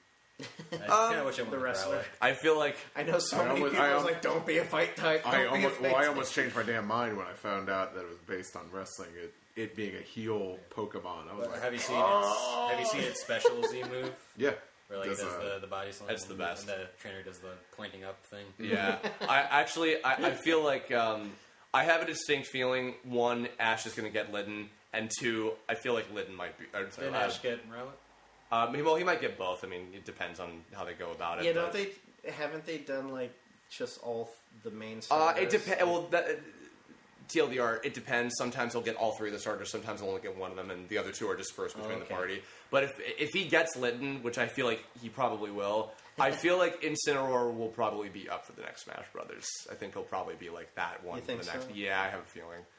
Nonetheless, Lycanroc wound up being one of my favorite Pokemon now. I love dogs, but also because of the... And I want to talk about this at the very end, but the mechanic of like the affection and the Pokemon me and thing and everything. My Lycanroc bailed my ass out of so many jams. Literally, my fight with Kukui in the final champion match and everything was like literally down... Oh, hey there, Kiwi. Hey there, Vegeta. I'm the champion of Alola. Sorry. I get that reference. The big champion match was like down for me. It was down to the last Pokemon and the last like hit on both sides, and my Lycanroc like kept holding on and like dodging moves or whatever. And I'm just like, I love you, puppy. You're the best ever. I guess in tandem, like ones that you guys had in your team that you really liked in particular, if you can remember. My team is basically, well, I started with Popplio, and I got a Meowth immediately. The dark when Meowth? I saw it, yeah. Because, like, ironically, I loved the Persian when it first popped up. Because it's Garfield. Because it's basically Garfield. But the thing is like, that drawing of it I feel like it didn't do it justice, because in-game, it looks so cute. Mm-hmm. And it's like, especially when you're like, in the Pokemon me and you're petting it and giving it beans, it's like, it looks really cute. And the head, it's a really good aesthetic for it. So it just looks like a very puffy-cheeked Persian. Yeah. So it's like it's like your cat Sylvia. Yeah, I guess so. It's like it reminds me of my cat Silvio. I didn't catch one, but I liked Komodo and all its evolutionary line because I've always wanted a Komodo dragon Pokemon, and it looks super cool with like the golden scales and shit. That one was cool. I like Marini. Oh yeah, Marini's cool. Have we had like an anime Pokemon before? I feel Corsola is kind of. It's more just coral. Yeah. Corral. What's it? Not Lilligant? No, the Tangela. It's the fossil Pokemon, I think, from Gen 3. It's like a flower. It's kind of like a sea anemone. Oh, is that a fossil one? Yeah. Oh, I didn't know that. Oh, yeah, I know the one you're talking about. Yeah, Marini's actually, it's not an anemone. It's a type of starfish that eats coral. Oh, shit. Oh, that's right, cool. That's right, yes. Yeah, they picked some cool animals this time to base Pokemon off of. Yeah. I know you love Crabrawler. Yeah, he's super weak, but I love him. Yeah. My Crabrawler. Man, that first Elite Four battle against the first Kahuna. Yeah. Because he has the Evolved form, and I did not like the Evolved form because I'm a big Frankie fan of One Piece.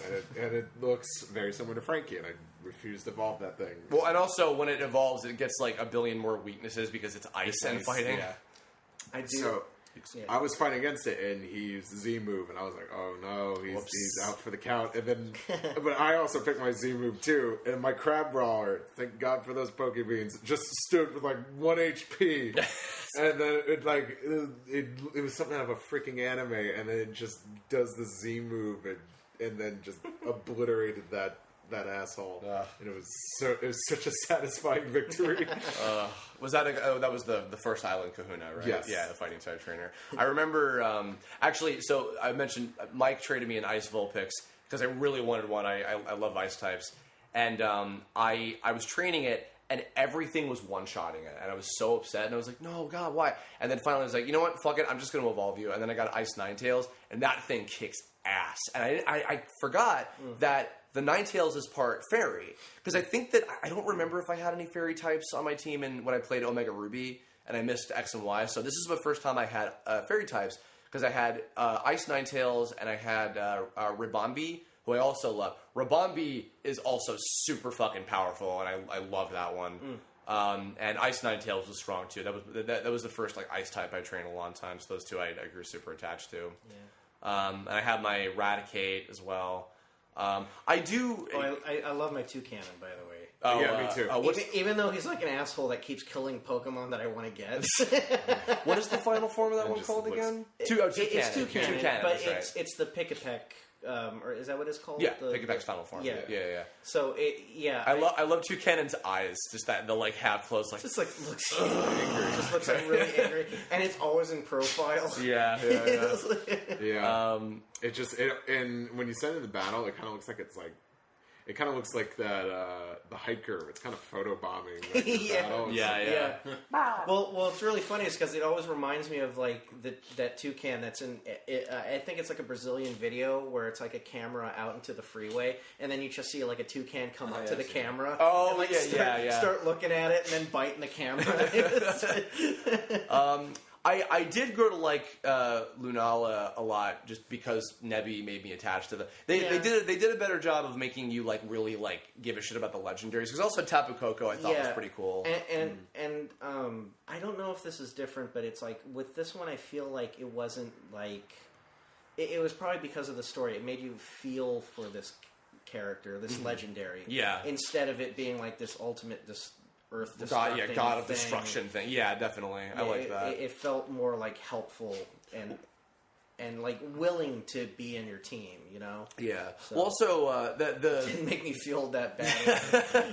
the Tapu, the Island Guardian ones. I've only fought Tapu Koko. I haven't gone to the other like temples. Yeah, you can me fight too. the Those other are cool ones. though. I do like those. I am Tangaroa, god of gods.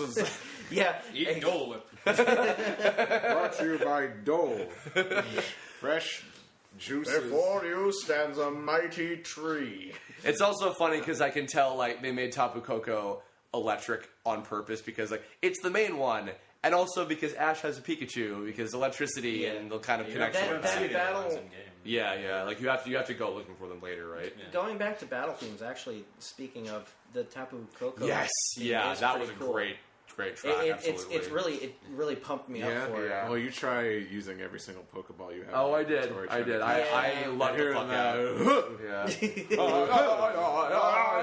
And then I couldn't catch them. And then they changed the Fire Temple music. Should have made it the Adal was theme from Majora's Mask.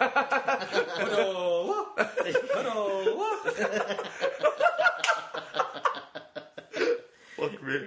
I'm trying to look over some of the Pokemon. Some other ones. I really want an Alolan Executor. Oh yeah. Like ever since I saw it. That's the most hilarious looking thing I've ever seen. Yeah, you have one, right? Which one of you has one on your team? It took me like an hour looking for an Execute, though. Oh, you wanted to evolve it first? Yeah, I wanted to evolve it myself. Oh, okay. It took I don't know why, it took like an hour to find the fucking Execute. I found tons of Executes. I just didn't like it. Do you still evolve it with the Leaf Stone? Yeah. Oh, okay. Same as ever. Oh, really? Same as it ever was. Oh, Beware, I would normally hate, but I also kind of find it hilarious and Stuffle as well, because they're like terrifying. Another one that I haven't caught yet, but I really like is Mimikyu, of course. Yeah. I mean, Mimikyu, just fucking look at the... You know what's funny, though? Another person tweeted, before the game came out, everyone was like, oh, Mimikyu, so precious little baby. And then after, it's like, Mimikyu is fucking scary. Get away from me. Yeah, that... now that I beat the main campaign, I'm going to kind of... swap some people out of my team, start raising some new people. Yeah. I want to give... I really just want to fill up my Pokedex, honestly, right now, because I feel like I just want to, pardon me, catch them all. The problem with this game is sometimes you wouldn't know. I missed out on catching a lot of Pokemon. Yeah, same here. It's like I missed on that Wimpod. I did too the first time around, because it just ran away. I'm like, oh, okay. No one really explains, hey... Because, you gotta leave and come back for it. The game will dumb things down for things I don't need it to dumb down to, but sometimes when I need that dumbing down, it doesn't supply it. Sometimes like, there's a kid who's like looking at it on the cliff, and he's like, oh, if you come up from the front, it's going to run away. Yeah, I mean, I've tried to warn you, but it seems like this one lends itself a fair amount to like research and like exploration a little bit to like because there's a lot of like extra shit just like on like out of the beaten path you can go to. I think they went a little too far, and X and Y did this too, but they made like a lot of the new ones and all the better ones, the coolest looking Pokemon, like impossibly rare. Yeah, like you mentioned Marini before. Yeah. The way you get that is you go fishing in one spot. There's a 1% chance to find a Corsola, and if the Corsola calls for help, then you can get Marini. Yeah. Oh, because it comes to fucking eat it? Yeah. That's the only way to find Marini. That's a little like, come on. Yeah, it is pretty crazy. The Wimpod as well. It's like... Yeah, it's like in like 2 spots. When you showed me what it evolves into, I was just like, holy shit. Yeah. I mean, I guess catching it kind of spoils what Guzma has. Yeah. Otherwise, then it'd be like, what the fuck is that? Yeah, exactly. Yeah. Any other ones like you want to talk about? Or just going through them. That bug one that I didn't catch. Grubbin and Chargebug. Chargebug, I don't know what the fuck they were thinking. Like, it's an early game bug, but it doesn't evolve till the last area. Like, what the fuck? I mean, actually, and I was already using Raichu at that point. So like you like when you get there, it's like oh shit, and then it transforms or whatever. Yeah, I mean, I haven't found any its cocoon form is strong enough to take you through the game. Yeah, but like, I don't get why they made it evolve at the end. Wow. It's a little weird. I didn't realize you could catch Grimer that early in the game, so I don't have a Flow Muck. Oh yeah. Oh, it was pretty like fucking strong at the beginning of the game. I didn't realize it was Dark type, so I'm like, how come my psychic attacks don't work? Do you have it one? Yeah, I had Grimer like the school, and he's actually pretty fucking broken for the beginning of the game. Really? Oh yeah. Well, poison and psychic is pretty. He has poison touch, so anything he bites gets poisoned. Oh shit! That's he bite. I really like Araquanid. I don't have one, but I love the design. Where the hell you get those? Yeah, I found a couple. It's where you find the wishy-washy. Mm-hmm. Oh, at the water trial? Yeah. Oh, okay. You have to fish for it? Just surfing? Just surfing, I think. Because I'll tell you what, I ain't got time to fish anymore because it's all fucking magic. Yeah. Do you get upgraded fishing? No. So how do you get better water Pokemon? I don't know. And you just have to wait for the bubbles. Okay. Yeah. Huh. Like if you coach an area, some places will have bubbles, but if you move too fast, they go away. So then you got to leave and come back. Yeah. I guess last little thing on the subject of the Pokemon themselves. Last thing I want to go into in talking about this feels like a living, breathing Pokemon world. I missed out because I missed out on X and Y. This is the first time I had Pokemon Ami, or like I guess it's Pokemon Refresh in this version. Mm-hmm. I love that because here's the thing: a lot of people who I feel like still like that don't like Pokemon, that still kind of just view it as like, oh, fucking hypnotizing kids or whatever, like that kind of thing. I feel like a lot of the reason that there's phenomenon. No, but seriously, I think the reason that people have that kind of like unfair perception is because of the gotta catch them all mentality. And collecting them is still fun, and Pokemon Go proves that that's the thing that's still... more like Pokemon Go put your phone down, but more like this is Bobby game. But my thing about like this my thing about this franchise as a whole, and I really do think that this is true. I think that the reason that Pokemon has like continued to do so well, like for fucking 20 years now, it's because people like the individual creatures that they get to like, you know, bond with and make a team out of and everything. And this one, to me, more than ever, this feels... I especially feel like if I was a kid, and like, you know, because as a kid I was obsessed with Pokemon, and like it was like everything to me for like a good year or two. I feel like I would be so incredibly immersed and enveloped in like, oh my god, like I'm forming like a real like almost kind of friendship, which I know maybe that sounds like weird to say, but like, but I mean, seriously, it's like those games have really been hammering that in for years. These digital people are my friends. I feel like they cover their ass a little bit, but you want to be friends with your Pokemon. Well, I'm like, oh, I'm just looking for a good time. It's like, well, they're replacing Pokemon and Me with the Refresh. I think helped that. Yeah. Mm-hmm. The fact you can do it straight out of battle makes it way more accessible. It made me. It made it more likely that I was actually going to use it. Yeah. Sometimes I would forget about it, and I was like, oh, there's that button. I got everyone maxed out pretty early, but I still use it just for fun. Yeah, because it's fun, and it's like, oh, and like how new Pokemon, where's its sweet spot? Yeah, it's nice to interact with it. Yeah, it's nice to interact with it like as a pet, and not just something that you only see the back of. Exactly. You throw it in the battle. Because and actually, it's. There's little bits like that, like from other. I was joking about how the spots there's like Pokemon Snap integrated into it. The like you being able to tell how much it likes you by the way it acts and the way it's positioned when you like first like pull it up on the refresh thing is like the that little pocket Pokemon Pikachu, like the pedometer thing from like way back. I don't know if you've ever seen that. Yeah. Where like depending on how. I think also that came with Soul Silver, right? Yeah. No, that was based on that. There was one from like Gen 1. Pokemon Pikachu. Yeah, it was literally called Pokemon Pikachu. It was like a Tamagotchi, basically. Oh, okay. But that, and then also Pokemon Yellow, I think, did this too, where like if it really liked you, it would like come up close to you and be like, hey, what are you doing, kind of thing. Like, I know it sounds like kind of nerdy to say that, but seriously, little things like that make you like more attached to the ones that you raise and care for and everything. Like, it looks at you and it gets excited. Yeah, and like when you pet it I flies around as little hearts and things. Yeah, I don't know. Some of them high five you. Yeah. I haven't figured out how to do that with everybody. I think I've only ever done that with like some do it. Oh, okay. Mimikyu will do it. Of course. I really wish to do it. Like whips you. I really wish I knew that if you kind of just like bobbed up and down, Rowlet would. Oh yeah. Like some of them have special animations. Oh, that's adorable. It's just like real bird. Yeah. Yeah. I think that was, if anything, that was almost like the best part of it to me is the fact that like this really feels like you are a part of this entire like world of these characters and etc. Like someone even dug into the game and they found out all the Pokemon have like walking animations. Yeah, and they're all very like personalized as well. I think that might be like they're saving that for like maybe like a Switch game or some kind of like thing that would be attached to it. But it is nice that they gave them like more things to do, and that I think it's a little bit more freeing for them that they're able to have all these models now. Yeah, and they can have them move around and do different things and have different expressions. Yeah, and that helps it because it gives them a lot more life. Mm-hmm.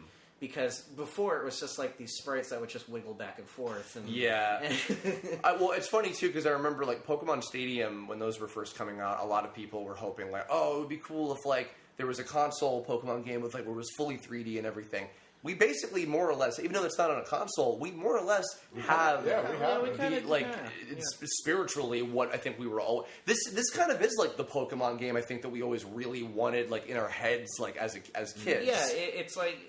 I think about it as like, yeah, if I was a kid, I would totally go for this. Mm-hmm. It's like with a lot of things, you know. This would have blew my fucking mind. Yeah, you know? It's like, oh my god, I could get a Link from Zelda action figure. I would have died to get that. I think one good thing to always remember is less is more. You'll hear people say they need to make a Pokemon MMO, and I'm like, no, they shouldn't. Yeah, because you'll have more or less. You'll have a bunch of people our age playing it, and like kids won't be able to enjoy it anymore. Yeah, and another thing is just I think the more advanced of a console you put this game on, the less you're gonna be able to do. Yeah, absolutely. And the fact that you could do this on a handheld and there's so much to do, I like that because when it gets down to it, I just want to travel, I want to collect Pokemon, and I want to battle, and I want to be kooky character. That was another thing. I was actually really surprised at how long this game was. Yeah.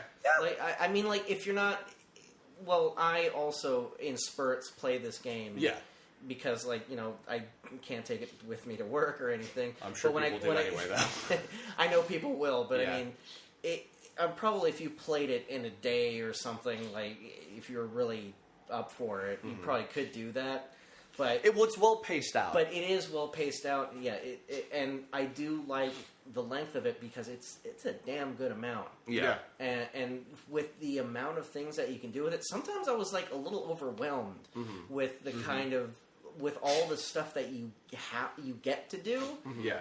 And honestly, it's like the more I played it, the less I felt overwhelmed by those other distractions. Yeah. Where it just felt like, oh, this is a little side thing to do while I'm continuing. Yeah, I realized I was missing out on some of that stuff, and I would often go back and, oh my god, they made it so much easier. At first I thought I had to go to each island before I could fly around. In certain spots, I realized that I could be anywhere and just fly to a Pokemon Center like 2 islands away. I was like, God, they got it right. Mike, you got any closing thoughts? Anything? No, it's a very solid game. Yeah. I think not only was this solid, this is making me continually excited for like, wow, I'm really curious to see the next step of what they do with this because it really does. They're evolving, Like it really does. It really does feel like a proper like upward evolution of this kind of game, and like because they're never going to stop making these. They're never going to stop this franchise. So, but it's at this point. First of all, it was the best-selling Nintendo game on like opening day. Yeah, and like broke records immediately. Which to all the people that still are convinced, like, man, Pokemon's so dumb now, and like nobody even cares anymore. I wonder if a lot of it has to do with Pokemon Go. I probably helped. Really put it back in the public eye. Yeah, well, I think that was a nice little thing to kind of remind people. Are going to buy Pokemon no matter what, but you can't deny that Pokemon Go really it did. Attention to the franchise. I also think it was it was interesting that it was a new concept. The fact that Nintendo's doing app games now. So even though it's like Gamefreak, but I mean it's still Nintendo. It doesn't really matter. But yeah, it's or like, not even Game Freak is whatever that European company was. I think the fact that it was something really just brand new. Yeah. And it was introduced to like I guess a wider variety of people that were just like, okay, we have phones now, and now everyone can do that. Well, there's also, I mean, like the installed user base of people like us who just like Pokemon in general, and then as I always say, well, yeah, but not even so much nostalgia because it's like because it's like we continue to like it as it's not like remember or whatever. It's like no, I always like Pokemon, and then also in terms of like a new audience, I mean every generation of new games, there is a new set of kids that might be their first game, like Star Wars. And the funny thing about Pokemon is not like a case of the member berries. It's always it's always been relevant. Like there was a time there was like a time like middle school and high school where I was like the only like one of few people I knew playing that game, and we weren't too open about it. And then like college, when Heart Gold and Soul Silver came out. Everybody was back into it. Yeah, and then Black and White the following year, and I'm playing with some of my friends.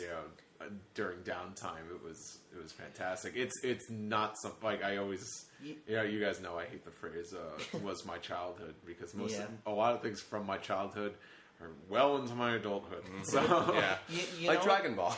Yeah. You know Dragon Ball Z was my childhood. Like it's my adulthood. I'm practically married to the. What I do like about Pokemon though is that as it grows, it's subtly growing. Having seen all the games up to this point, it has grown where it's like it hasn't really changed all that much. They add new things to it every once in a while, and the thing that I like about it is that with the graphics and everything, it's still growing, but it's not like the end all be all. Yeah. There's still a way to go. There's with this. I mean, always going up. I mean, I know that there's a ton of people that says well, why don't they just give it super graphics and everything? And it's like it doesn't need it. It's not really the point. Yeah. It's nice to see that it's like this big thing in a little package. It's not trying to be super grandiose like an Avengers movie is like, oh, the world's going to end now and we all have to fight against this big earth-shattering thing. Yeah. And then the next Avengers is going to be like, well, how do we top that? Yeah. You know what I mean? They keep it small enough. Yeah. And even considering 3 generations ago, they had a fucking god Pokemon practically, and that wasn't like, well, now we're done. What do we do? Yeah. But yeah, I mean, it really feels just like it still feels like this little thing that is fun.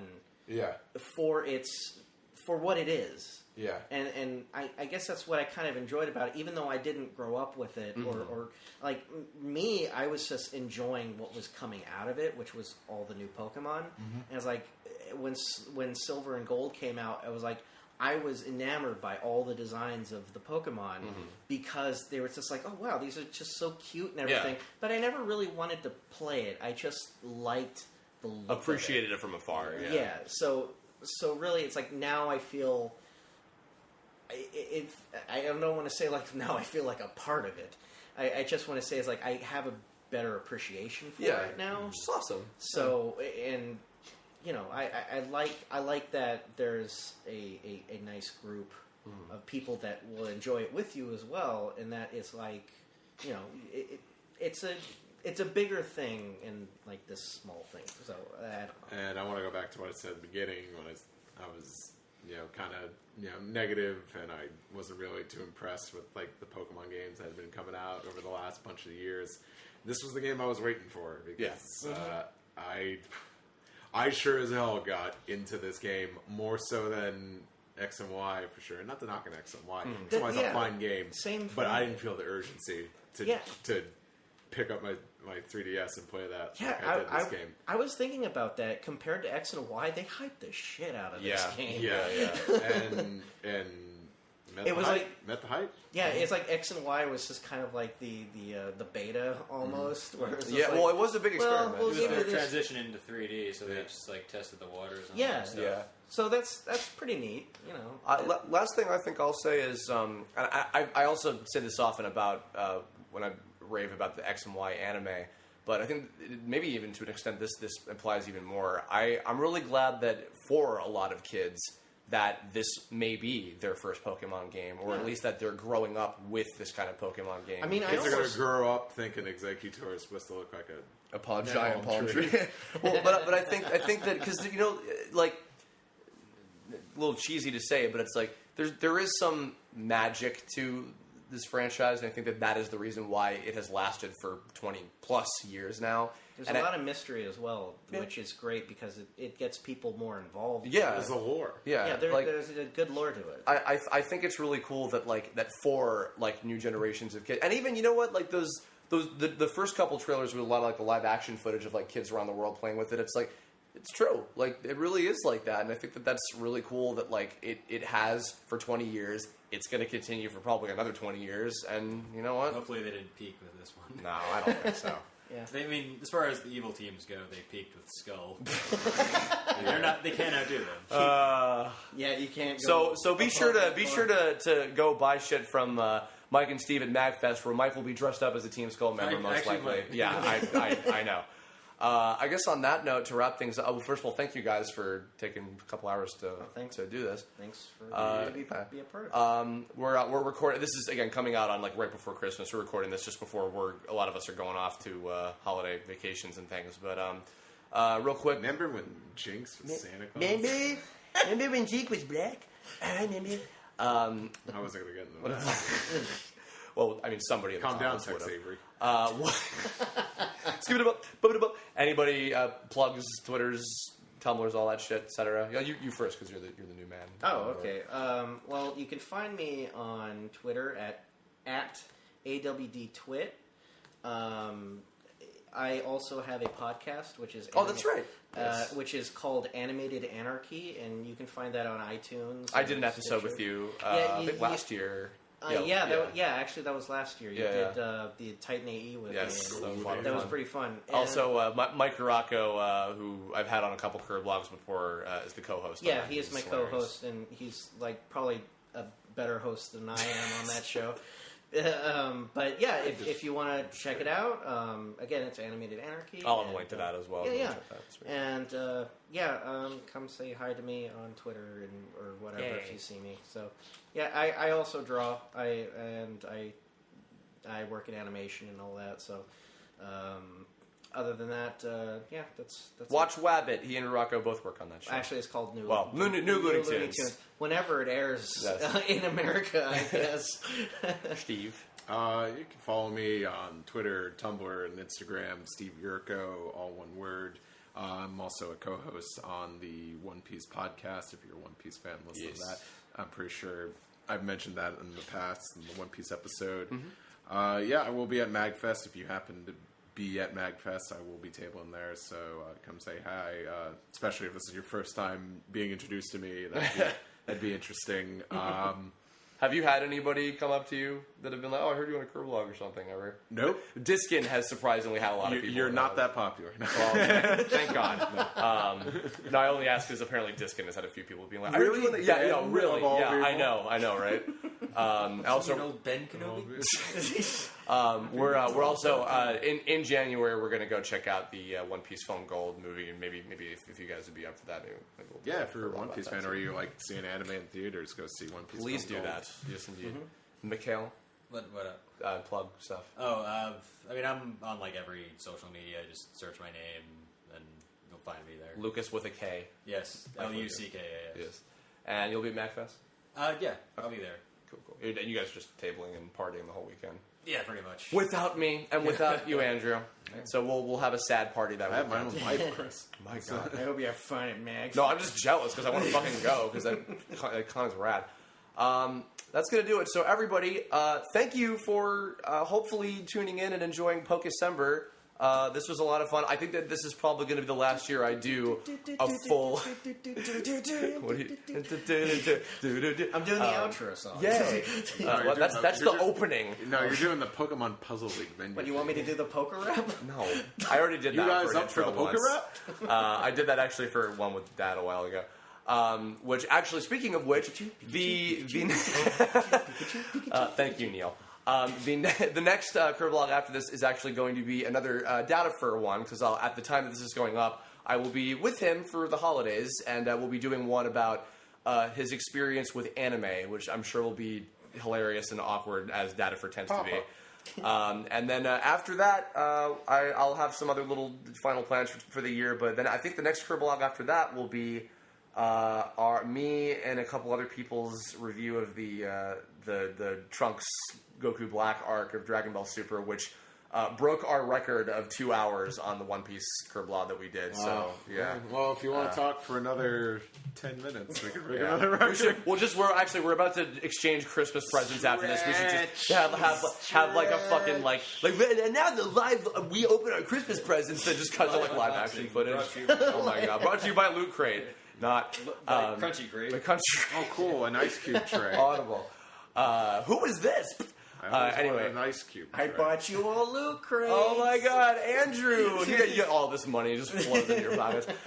So I guess in the comments, tell us your stories and experiences about if you've played Pokemon Sun and Moon, as I'm assuming you have if you're listening to this, or if we've sold you on it, then I hope that you'll buy it, though we spoiled half the fucking game for you. Or maybe you're getting it tomorrow, so... And, that's true. So if you're listening to this after... Okay, yeah, if you've been listening to this after Christmas, I hope you liked it. So. And if you're first, comment second. So thanks, and we will catch you all later. Get out of the house. Get out. No, that was a lot of fun. That was a lot of fun doing that together. Together. Together forever, no matter how long. Now until the end of Together Forever.